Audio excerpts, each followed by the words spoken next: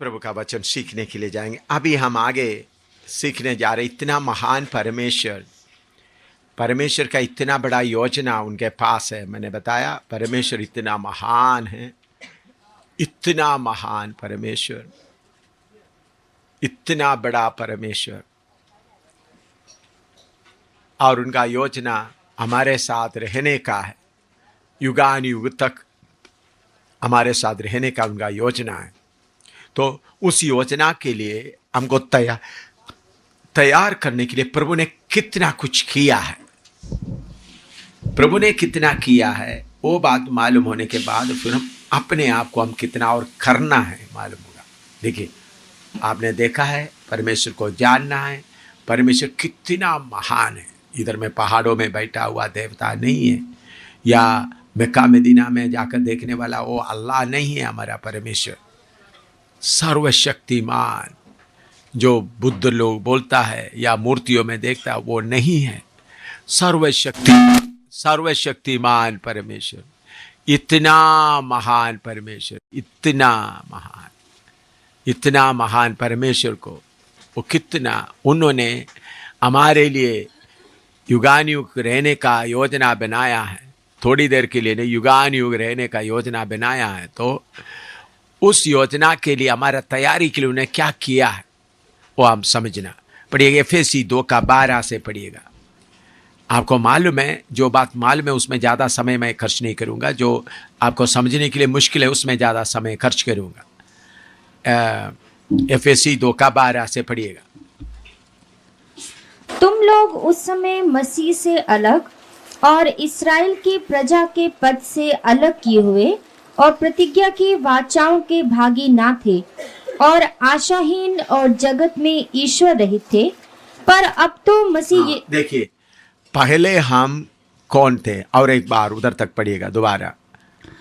तुम लोग उस समय मसीह से अलग थे और इस्राएल की प्रजा के पद से अलग किए हुए, हाँ, और प्रतिज्ञा की वाचाओं के भागी ना थे, हाँ, और आशाहीन हमको कोई आशा नहीं थे, और जगत में ईश्वर रहित थे। हमको परमेश्वर भी नहीं था।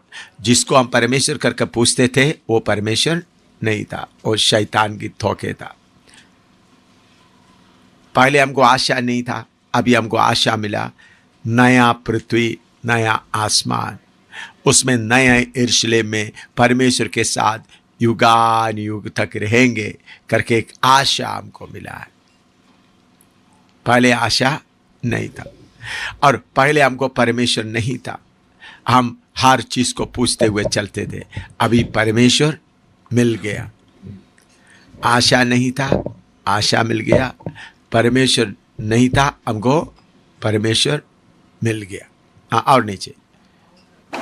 पर अब तो मसीह यीशु में तुम जो पहले दूर थे, मसीह के लहू के द्वारा निकट हो गए हो। हाँ, अभी निकट हो गया। हाँ, क्योंकि वही हमारा मेल है, हाँ, जिसने दोनों को एक कर लिया और अलग करने वाली दीवार को जो बीच में थी ढा दिया, और अपने शरीर में बैर अर्थात वह व्यवस्था जिसकी आज्ञाएं विधियों की रीति पर थी मिटा दिया, कि दोनों से अपने में एक नया मनुष्य उत्पन्न करके मेल करा दिया। नया मनुष्य हमारे अंदर उत्पन्न करके मेल कराया। हाँ, और क्रूस पर बैर को नाश करके इसके द्वारा दोनों को एक देह बनाकर परमेश्वर से मिलाए। एक देह बनाकर परमेश्वर से मिलाए। और उसने आकर तुम्हें जो दूर थे और उन्हें जो निकट थे, दोनों को मेल मिलाप का सुसमाचार सुनाया। क्योंकि उसी के द्वारा हम दोनों की एक आत्मा में पिता के पास पहुंच होती है। एक आत्मा में पिता के साथ पहुंच हो गया। इसलिए तुम अब विदेशी और मुसाफिर नहीं रहे, परंतु पवित्र लोगों के संगी स्वदेशी और परमेश्वर के घराने के हो गए। हाँ, मेरे प्यारों, परमेश्वर हमारे लिए क्या किया है वो बात आप समझना है। पहले हम परमेश्वर से दूर थे, आशा हमको नहीं था। अभी परमेश्वर भी मिल गया, आशा भी मिल गया, और परमेश्वर के घराने का होने का सौभाग्य मिला। हम कैसा परमेश्वर के घराने बन गए? हम इधर उधर काम करते थे, रोते थे, प्रभु ने आकर बोल दिया आओ तुम मेरे घर में आओ। ऐसा आया है, हैं? देखिए, हम जब देखते हैं गरीब बच्चों को देखते हैं, कल आपने वो वीडियो में देखा है, वो बहन माँ बन के, कितने हज़ारों का माँ बन गए, कैसा उन्होंने लोगों को परमेश्वर का प्यार से बच्चों को अपने घर में उनको संभाल रहे। कल आप लोग देखे होंगे। तो क्या परमेश्वर ने हमको दया से अपना घर में इसी तरह ले लिया है? नहीं, असली में परमेश्वर हमको अपना घर में पैदा होने का सौभाग्य दिया है। हम परमेश्वर के घर में क्या हुआ है? पैदा हुआ है। हम परमेश्वर के घर में वैसा नहीं आया, बल्कि परमेश्वर के घर में हम क्या हुआ है? पैदा हुआ। जन्म के द्वारा हमको नया, उधर में लिखा है नया मनुष्य उत्पन्न करके हमको क्या कर दिया? मेल करा है। नया मनुष्य उत्पन्न करके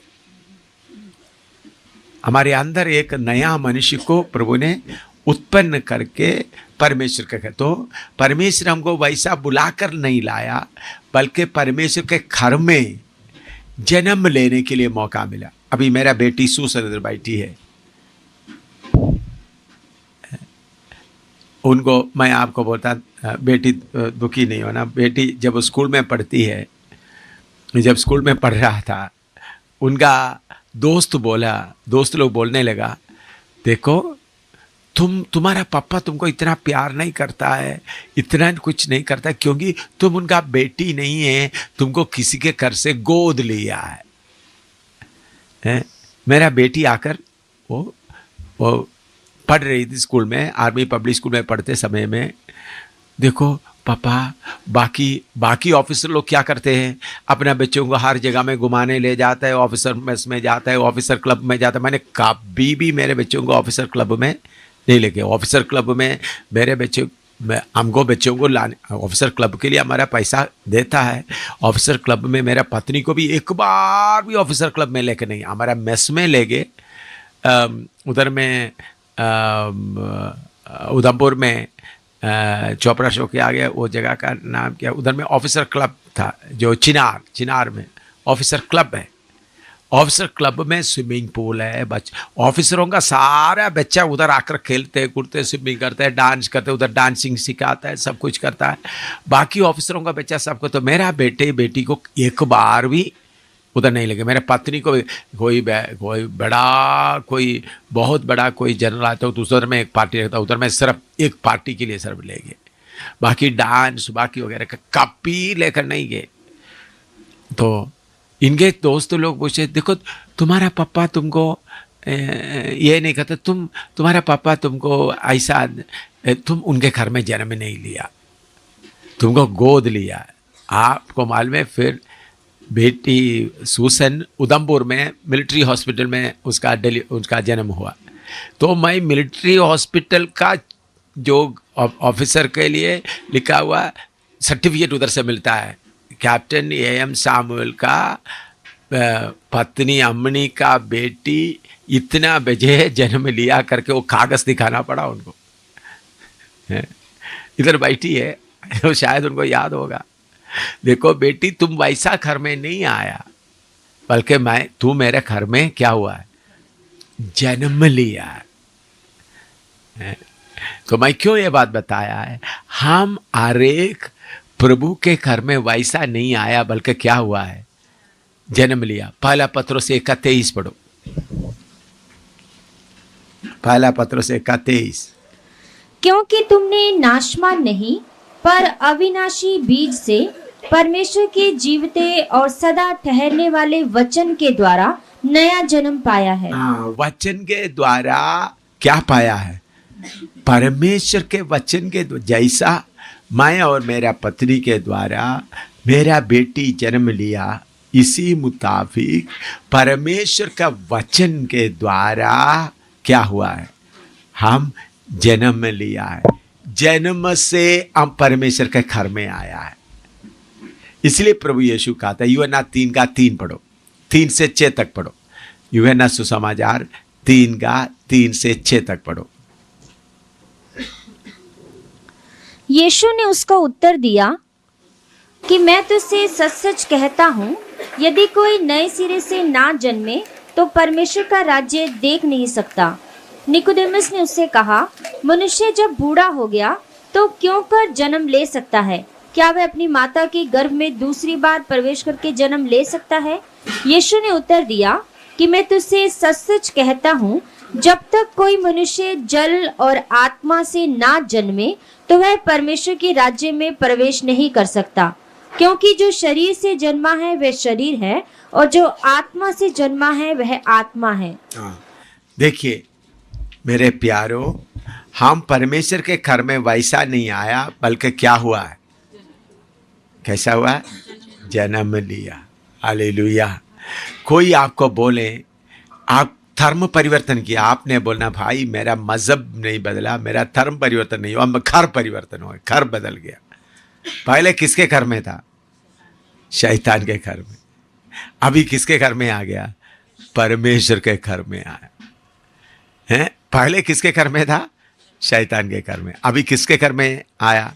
वो कैसा जन्म हुआ? परमेश्वर का वचन हमारे अंदर जाकर हमारे अंदर एक नया मनुष्य उत्पन्न हुआ, वो हमेशा तक जीवित रहने वाला है। तो प्रभु ने हमको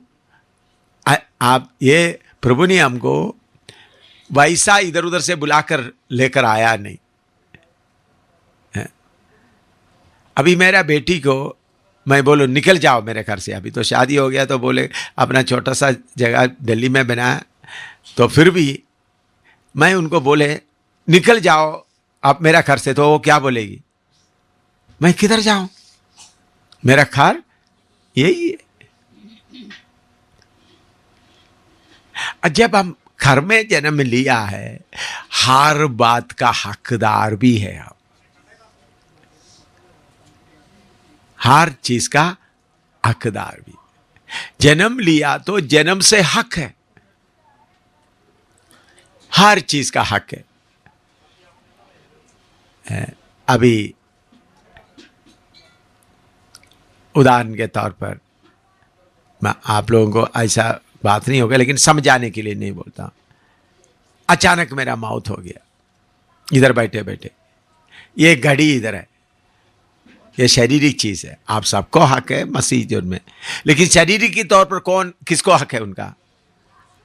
मेरा बेटी इधर बैठा है, इधर में बैठा। अचानक आप सबको हक है आत्मिक तौर पर है, लेकिन समझाने के लिए बोलता हूं, तो जन्म से मिला हुआ हक है। हम परमेश्वर के घर में बाकी लोगों की तरह भीख मांगने वाला नहीं है। आपको मालूम है बहुत पास्टर लोग सिखाता है मांगो मांगो मांगो मांगो मांगो। आप अपना बाप से बाकी लोगों की तरह मांगता है? अपना असली बाप हक से लेता है, भीख मांगता है? नहीं, हम परमेश्वर से भीख मांगने वाला लोग नहीं है।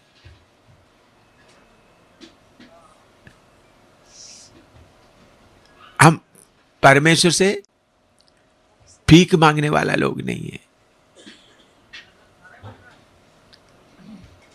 भीख मांगकर हम चलना नहीं, परमेश्वर से भीख मांगते हुए नहीं, बल्कि हम परमेश्वर का घर में जन्म लिया है।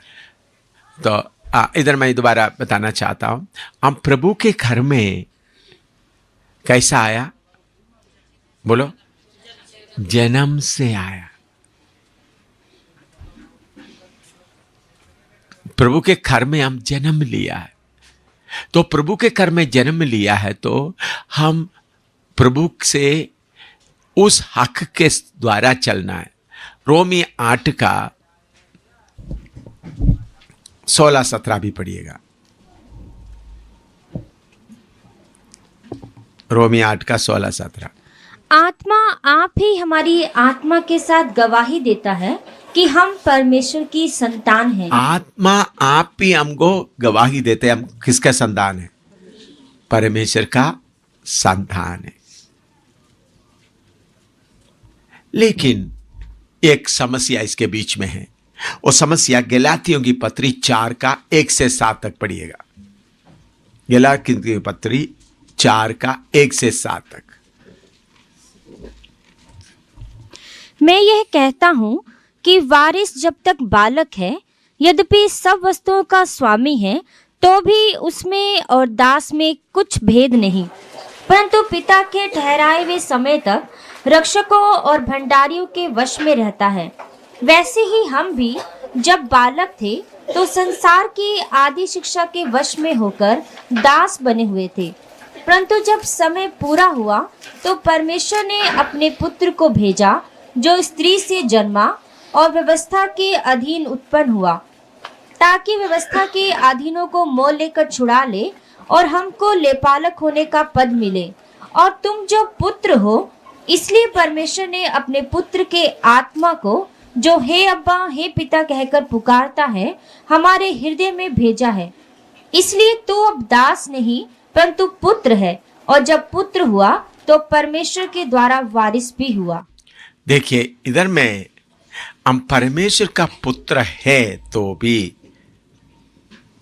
कोई पुत्री नहीं। परमेश्वर के घर में कोई पुत्री नहीं। सब कौन है? बहन लोग भी कौन है? पुत्र है। स्वर्ग में कोई पुत्री नहीं है, ये मालूम है ना। लेकिन हम बेटे इस शरीर में इधर में रहने के बाद बेटे बेटियां कहता है। एक जगह में लिखा है, दूसरा कोरिन्थी में लिखा है कि बेटे बेटियां, क्योंकि वो इस शरीर के लिए बताया। लेकिन असली में देखते वक्त हम सब कौन है? परमेश्वर का पुत्र है। बहन लोग भी कौन है? पुत्री नहीं, पुत्र है। अब लोग हमेशा समझना, मैं भी कौन हूं? पुत्र हूं। स्वर्ग में हम बराबर है, पुत्र है, कोई पुत्री नहीं है। तो परमेश्वर की आत्मा हमको गवाह देते हम पुत्र है। लेकिन बात क्या है? दोबारा उसका गलाती 1 से 4 तक, दोबारा 7 तक दोबारा पढ़िए। गलाती 4 का। मैं ये कहता हूँ कि वारिस जब तक बालक है, यद्यपि सब वस्तुओं का स्वामी है, तो भी उसमें और दास में कुछ भेद नहीं। हाँ, देखिए, जब मैं फिन्नी और सूसन जन्म लिया, फिन्नी था, मेरे पास स्कूटर था, बाकी चीज़ें कार बाकी वगैरह था, तो मैं ड्राइवर को बोलता था बच्चे को हाथ लगाने नहीं देना। क्या बोलता था? जिम्मेवारी किसको दे रहा है? ड्राइवर को। मैंने कितने बार बोला। मैं कभी कभी देख रहा था, फिन्नी थोड़ा सा एक्टिव था, कहीं जाकर का जीप का चाबी घुमाने के लिए कर रहेगा, कभी स्कूटर का ये बटन प्रेस करने के लिए कोशिश करेगा, किधर किधर दिखाता है ड्राइवर, किधर किधर करता है, वो करता है। मैंने उनको बोला देखो, उनको दूर रखो। क्यों? असली में हकदार कौन है? ना मेरा जो सेवा करने वाले लोग हकदार था, या फिन्नी हकदार है? फिन्नी हकदार। फिर भी उनको हाथ लगाने नहीं देता। उनको बोलता था देखो, इनको हाथ लगाने नहीं देना। इसी मुताबिक आप लोग प्रभु के घर में जब छोटे बंजे अनजान में बने रहेगा तो प्रभु कोई हाथ लगाने नहीं देगा। तो बड़ा हो जाएंगे तो क्या करेंगे प्रभु? तो लेकिन कुछ लोगों का क्या, मैं प्रभु के घर में छोटे बन गया, उनका गोदी में बैठे रहने के लिए चाहता है। बहुत लोग क्या कहते हैं, प्रभु मुझे बेटी, प्रभु मुझे चुमता रहे। तो फिन्नी मेरे गोद में बैठ करके हमेशा सूसन मेरे गोद में बैठकर मैं उसको किस करते चुमते रहते, तो आइसक्रीम मिलेगा, लालीफाफा मिलेगा, क्या क्या है जो जो चाहिए मिलेगा। लेकिन कार और स्कूटर बाकी चीज मिलेगा उनको? बोलेगा हाथ नहीं लगाना। किसको बोलेगा? नौकर को बोलेगा। लेकिन थोड़ा बड़ा होने के बाद बोलेगा कार ले जाओ, स्कूटर ले जाओ। हैं? इसी मुताबिक हम प्रभु आपकी ओर देखता रहता है, कब मेरा बेटा बढ़ेगा, कब मेरा बेटी आत्मा में बढ़ेगा। आप सोचते हैं प्रभु मुझे मच्छर नहीं करना, प्रभु ये प्रभु चाहता है। अभी आप छोटा बच्चे को पालन पोषण करते वक्त माँ क्या करती है, वो बच्चे को, छोटा बच्चा है तो मच्छर आने भी नहीं देगा। ओ मेरे बच्चे को क्या नहीं करना, मच्छर भी नहीं लगना, मक्खी भी नहीं लगना। लेकिन थोड़ा बेटा 4-5 साल तक कितना माँ जाता है उनका मच्छर मारने के लिए, जाता है। फिर कुत्ता को भगाना है, सांप को भी मारना है? तब शाबाश बोलेगा, या मच्छर मारते मारते बेटा 20 साल का हो गया, मम्मी मम्मी मच्छर मच्छर मच्छर, तो फिर आए क्या बोलेगा, तो बेटा तुम क्यों इतना खाना खाया, तुम क्यों, क्या हो गया तुम्हारा दिमाग ठीक है? 20 साल उम्र आ गए तो मम्मी मच्छर मच्छर मच्छर। मैं आपको ये बोलते वक्त आपको ड्रामा लगे, लेकिन आप सब ऐसा ही करता है। प्रभु के साथ में क्या करता है? ऐसा ही करता है। 20 साल हो गया अभी, यीशु यीशु। प्रभु देखता है कब आप बढ़ेगा, लेकिन उसका एक समस्या है। समस्या आपको बताते वक्त आपको मालूम होगा, फिर आपका पेट में दर्द शुरू हो जाएगा। समस्या क्या है? पढ़िएगा 4 का 1 से पढ़ो। परंतु पिता के ठहराए हुए समय तक, पिता का ठहराए हुए समय तक रक्षकों और भंडारियों के वश में रहता है। बेटा जब छोटा है तो पिता के समय तक किसके अंदर में रहता है? नौकर या सेवका। वैसे ही हम भी जब बालक थे तो संसार की आदि शिक्षा के वश में होकर दास बने हुए थे। परंतु जब समय पूरा हुआ तो परमेश्वर ने अपने पुत्र को भेजा, जो स्त्री से जन्मा और व्यवस्था के अधीन उत्पन्न हुआ, ताकि व्यवस्था के अधीनों को मोल लेकर छुड़ा ले और हमको लेपालक होने का पद मिले। और तुम जो पुत्र हो, इसलिए परमेश्वर ने अपने पुत्र के आत्मा को, जो हे अब्बा हे पिता कहकर पुकारता है, हमारे हृदय में भेजा है। देखिए, हम जब छोटा बच्चे को बड़ा करने के लिए सेवक होता है, इसी मुताबिक परमेश्वर अपना आत्मा को हमको लेपालक के रूप में दिया है। ये बात समझना। पवित्र आत्मा को आपको किसके लिए दिया है?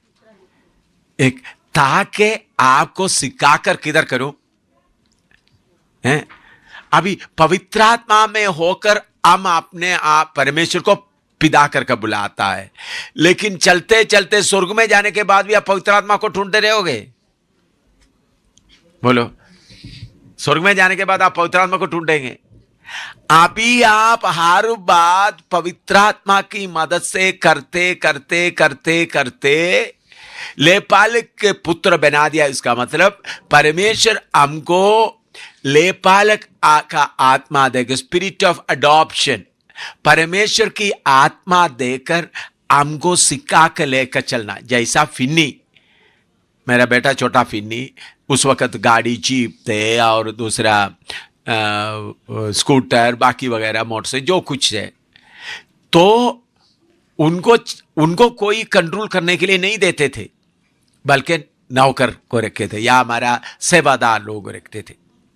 तो उनके द्वारा करते करते करते अभी उनको सेवादार का कोई जरूरत नहीं, खुद कार भी चलाएगा, कुछ सब चीज चलाएगा, क्योंकि उस हालत में आ गया।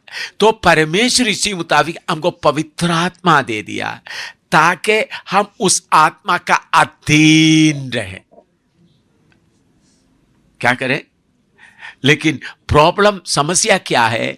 बहुत बार आत्मा का अधीन में रहने के लिए हम तैयार नहीं होते। उसका नुकसान क्या है, रुकावट क्या है, मैं शाम को आपको खोलकर सिखाऊंगा।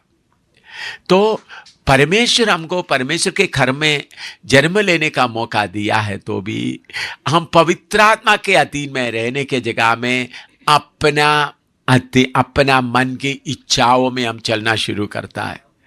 तो इस कारण आत्मा में जितना बढ़ना चाहिए उतना हम बढ़ता नहीं। अभी भी क्या बन के रहा हुआ है? छोटा बच्चा बन के रहा है।